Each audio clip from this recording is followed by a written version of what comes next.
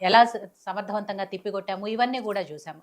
But నిన్న మొన్న ఏదైతే సీజ్ ఫైర్ జరిగిందో 2 దేశాల మధ్య చర్చించుకోండి అని ట్రంప్ మధ్యవర్తిత్వం వహించాడు. దాని మీద ఇప్పుడు చర్చ జరుగుతోంది. కొద్దిసేపటి క్రితమే డీజీఎంఓలిద్దరూ మాట్లాడుకున్నారు. ఏం జరగబోతోంది ఏంటి అనేది. అండ్ మరి కాసేపట్లో మోడీ గారు గూడా మాట్లాడనున్నారు గాబట్టి అదంతా గూడా పూర్తి క్లారిటీ మనకొస్తది. బట్ మన డీజీఎంఓలు మాట్లాడినంత వరకేంటంటే కొన్ని ప్రధాన 10 అంశాలు వాళ్ళు మెయిన్ పెట్టారు. పీఓకేని భారత్‌కి అప్పగించాలి. దీంట్లో మళ్ళీ ఎవరి మధ్యవర్తిత్వం ఉండకూడదు. అట్లే ఉగ్రవాద సంస్థల నేతల్ని అప్పగించాలి. ఇలా కొన్ని రకాల డిమాండ్స్ పెట్టింది. At the same time Sindhu జలాలని మనం ఏదైతే ఒప్పందాన్ని రద్దు చేసుకున్నామో, ఆపామో అది మాత్రం యాజ్ ఇట్ ఈస్‌గా కంటిన్యూ అవుతది. ఇలాంటివన్నీ గూడా పెట్టింది.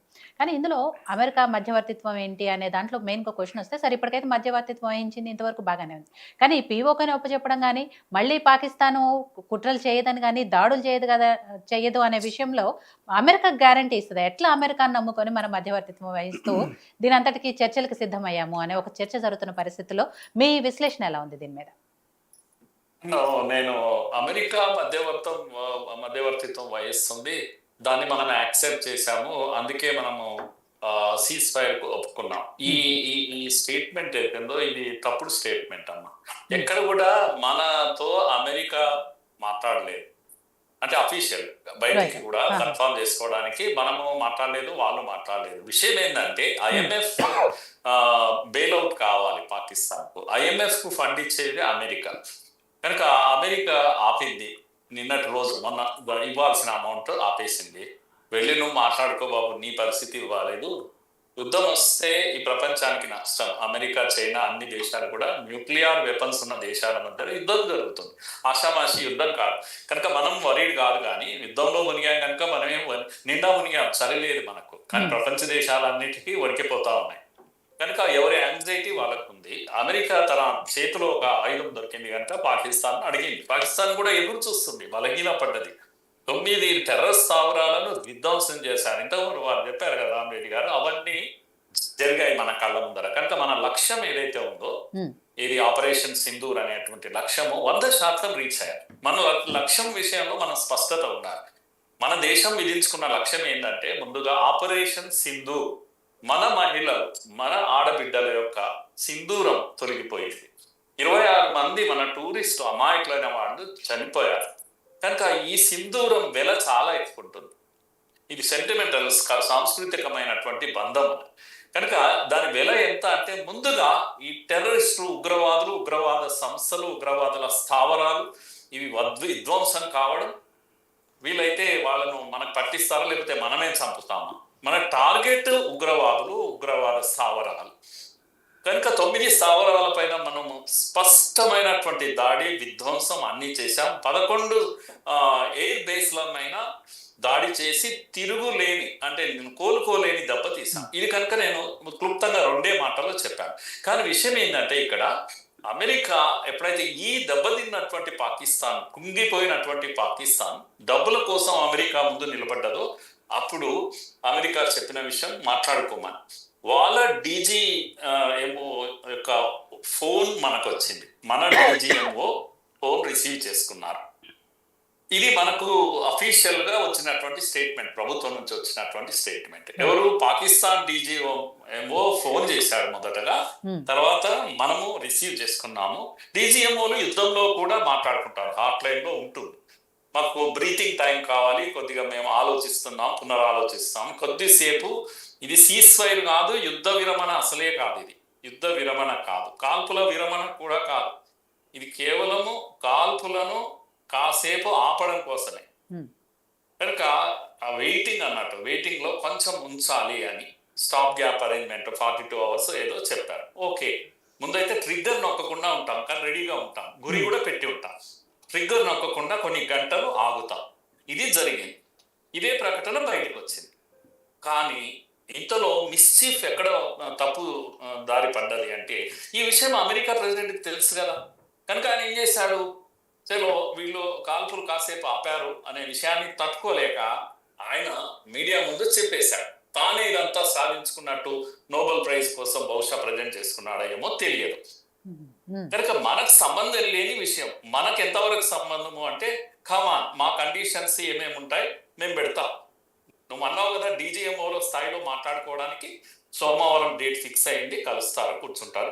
దీంట్లో మిగతా షరతులు ఏది నాన్ మిలిటరీ యాక్షన్స్ మనవి ఉన్నాయి, లేకపోతే ఇండస్ వాటర్ ట్రీటీ అలాంటివి వీసాలు 10 విషయాలు ఉన్నాయి. అవి వాళ్ళు మాట్లాడడానికి వీల్లేదు, ఎందుకంటే వాళ్ళు డీజీఎంఓ మిలిటరీ ఆపరేషన్స్ మాత్రమే సంబంధం. కనుక ఈ ఆపరేషన్స్ ను మనం ఎలా చేయాలి ఏందని మాత్రమే మాట్లాడాలి. కనుక ఈ రోజు మాట్లాడిన దాంట్లో కండిషన్స్ పెట్టారు. దీంట్లో ఎక్కడ కూడా మనము తప్పటడుగు వేయలేదు. తప్పటడుగు వేసింది అమెరికా. దాంతో రాంగ్ మెసేజ్ వచ్చింది. తర్వాత మనం ఇప్పటికిప్పుడు యుద్ధ విరమణ చేసేసి ఇంట్లో పోయి పడుకోవాలని కూడా మనకు లేదు. మనకి చాలా కండిషన్స్ ఉన్నాయి. అయితే ఇప్పుడు ప్రాబ్లం అంతా ఎక్కడమ్మా అంటే మనందరికీ కోరికలు ఉన్నాయి. అయిపోయింది, పని అయిపోయింది, పాకిస్తాన్ పని అయిపోయింది, ఇంకా పిఓకే మనం తీసేసేసుకుంటాం, ఎన్నో రోజుల నుంచి అనుకుంటున్నాం, బలూచిస్తాన్ విడిపోతుంది, రేపే జెండా పాతుతుంది, జనగణమన పాడుతుంది. ఇవన్నీ మన కోరికలు, ఇవి కామన్ మ్యాన్ యొక్క కోరికలు. యుద్ధము ఈ రోజులో మన కళ్ళ ముందు జరుగుతున్న విషయాలు మనం మర్చిపోవద్దు. ఉక్రెయిన్ రష్యా యుద్ధం ఎప్పటి నుంచి జరుగుతుందమ్మా? ఉక్రెయిన్ ఎంత దేశం, ఎంత చిన్న దేశం అది. రష్యా ఎంత పవర్ఫుల్, అమెరికాతో సమానమైన ఆర్మీలో, ముఖ్యంగా మిలిటరీలో అంత పవర్ఫుల్ కంట్రీ కదా. ఏం చేయగలుగుతుంది? అప్పుడు ఒకటి ఇప్పుడు ఒకటి బాణసంచా వేస్తుంది, ఒక గ్రామము ఆ గ్రామము వేస్తుంది. కానీ 3.5 ఏళ్లుగా జరుగుతున్నటువంటి కనుక యుద్ధం యొక్క తీరు మారింది. మనుషులు లేకపోతే ట్యాంకర్స్ దేశ భూభాగంలోకి వెళ్ళడం ఇలాంటివన్నీ సాధ్యం కాని రోజులు ఈ రోజులలో. కనుక ఈ యుద్ధం తీరు మారిన రోజుల్లో కంటిన్యూస్ గా 2 ఏళ్ళు 3 ఏళ్ళు మనం యుద్ధం చేయడం వల్ల పాకిస్తాన్ ఆల్రెడీ బుగ్గిపాలైంది, దానికి ఏం లేదు చెప్పుకోవడానికి. కానీ మనం ఆ స్థితికి మనం వెళ్ళకూడదు. రష్యానే చాలా ఇబ్బందుల్లో పడ్డది. కనుక యుద్ధాలు కొనసాగించే రోజులు కావు ఇవి. ఈ విఘ్నత మనకు ఉండాలి, దేశ ప్రజలకు అందరికీ ఉండాలి. వండర్ఫుల్ థింగ్ ఏంటంటే దేశ ప్రజలందరూ కూడా 140 కోట్ల మంది, హిందూ ముస్లిం కులం మతం ఏదీ లేదు, మొదటిసారి దేశం ఒక్కటిగా నిలబడ్డది. కానీ ఈ టైంలో మన ఆర్మీని కానీ మన ప్రభుత్వాలను కానీ మనము అనుమానించాల్సిన పని లేదు. ఎంతో ఆలోచన చేసి 14 రోజులు, ఏది పహల్గాం జరిగిన తర్వాత ఎన్ని రోజులు ఆలోచించారమ్మా? 22వ తేదీ మొదలు పెడితే 7 వరకు ఆలోచన చేస్తూ కూర్చున్నాం. దేశమే ఇలా కూర్చున్నది. ఏమైంది, మోడీ ఏమన్నా అయిందా ఇతనికి అన్నట్టుగా కూర్చున్నది. కానీ అత్యున్నత స్థాయిలో అనేకమైన వ్యూహాలు రచించిన తర్వాత ఇంత స్పష్టమైన ఈ భూ ప్రపంచం మీద 23 నిమిషాల్లో 9 స్థలాల్లో వాడి ఇంటికి వెళ్ళి, నట్టింటికి వెళ్ళి విధ్వంసం చేసిన తీరు ఏదైతే ఉందో ఇది అనూహ్యము. మన టార్గెట్స్ 100% రీచ్ అయ్యాము. ఉగ్రవాదాన్ని 100% ఖతం చేయబోతున్నాం. కనుక ఈ టాప్స్ లో కూడా ఆ కండిషన్స్ అందుకొరకే మనం పెట్టాం. మన గోల్ మనం అచీవ్ అవుతాం. ఇందులో బలూచిస్తాన్కు ఫ్రీడమ్ వస్తుందా లేదా అనేది చివరి విషయం అవుతుంది, మనకు సంబంధం లేని విషయం. వాళ్ళు చాలా అసంతృప్తితో ఉన్నారు. నిజంగా అయితే ఇదే గొప్ప అవకాశం, మాకు స్వాతంత్రం వస్తుంది అని వాళ్ళు అనుకుంటున్నారు. అది మన సమస్య కాదు. అలాగే పిఓకే కూడా మన చేతిలో, బలూచిస్తానే అంతగా పోరాడుతున్నప్పుడు మనం కూడా మన పిఓకే కావాలని ఎప్పటి నుంచో కూడా పోరాడటం జరుగుతూనే ఉంది. ఇదే కదా కరెక్ట్ సమయము, ఇదే సరైన సమయం. ఇప్పుడు కాకపోతే ఇంకెప్పుడు? పాకిస్తాన్ ప్రతిసారి ఇలాంటి కవ్వింపు చర్యలు, ఇలాంటి దాడులు చేస్తూనే వస్తుంది. కానీ ఇప్పుడు కూడా చేయకపోతే ఇంకెట్లా అనేది కదా. ఇప్పుడు యుద్ధం అంటే యుద్ధం కంటిన్యూ చేయాలి, అది తీసుకొని కానీ మనం ఇంటికి రావాలి. పిఓకిని సంతలో పెట్టుకొని వచ్చేస్తాం అనే తీరు ఏదైతుందో అది ఆలోచన ఇప్పుడు డిబేట్ లో అదే ఉంది, డిస్కషన్ లో ఉంది. పిఓకే హ్యాండ్ ఓవర్ చేయాలి, లేకపోతే ఉగ్రవాదులను అందరినీ హ్యాండ్ ఓవర్ చేయాలి. ఇవన్నీ డిస్కషన్స్ 42 hours లో డిస్కషన్స్ అయిపోతాయి. యుద్ధం కంటిన్యూ అవుతుంది. ట్రిగ్గర్ చేతిలో పెట్టుకొని ఉన్నాం మనం. కంటిన్యూ కావచ్చు, వాడు ఒప్పుకోకపోతే ఇంకోటి కావచ్చు. కనుక విషయం ఏంటంటే యుద్ధము విరమణ జరగలేదు, కాల్పుల విరమణ కూడా కాదు, కాల్పుల నిలిపివేత అంటాం దీన్ని. కొన్ని గంటల కోసం కాల్పుల ఎప్పుడైనా యుద్ధం అనేది తుపాకీతోనే అంతం అనేది కాదు ఎప్పుడు కూడా. కనుక ఎప్పుడు గతంలో 65 యుద్ధం కానీ ఇవన్నీ ఆగడము, చెక్ చేసుకోవడము ఇవన్నీ ఎప్పుడూ జరిగాయి. కనుక దీంట్లో ఆందోళన చెందాల్సింది లేదు. శత్రువు బలహీన పడ్డాడు, మన టార్గెట్స్ మనము రీచ్ అవుతాము అనే విశ్వాసం మాత్రం నాకుందమ్మా. రైట్. సో సతీష్ గారు, కాల్పుల విరమణ అనేది విరమణ కాదు, విరామం మాత్రమే అనేది అటు ప్రధానమంత్రి